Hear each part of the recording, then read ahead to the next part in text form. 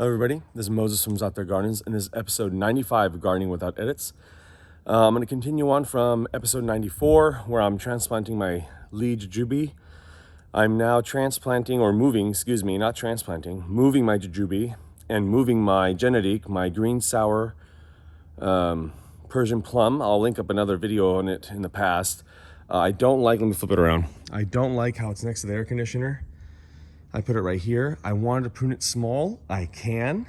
It's just getting too tight between the apple and the Dapple Dandy Pluot. So obviously you can see it here. I dug about 2 feet on center all around. And as you can see, it is gonna come out quite easily now. There's just a couple more roots under here that I need to cut back. Something I don't think I mentioned in episode 94, with the Lee, it's still on the floor. I'm just filming one after another. You can see it right over there. And then of course you can see this one. I can't transplant that white and black tree though. No matter how many times I try to move it, it won't budge. But anyways, I'll work on that one later.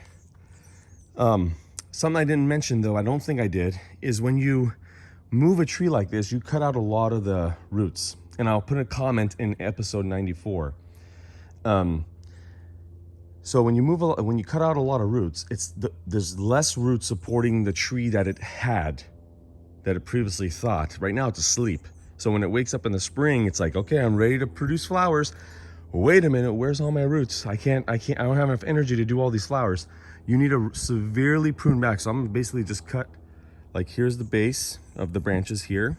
I'm gonna cut it back here. You can see how much more I'm gonna cut. So I'm gonna cut it in half. If not, it's gonna suffer.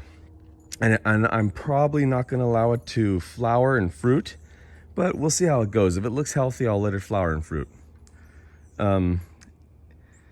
Because this is, let me interject. This is a plum you eat unripe. It's a little green plum. You eat it unripe with salt.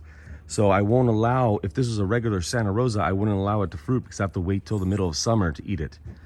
So anyways, happy gardening, everybody. Bye.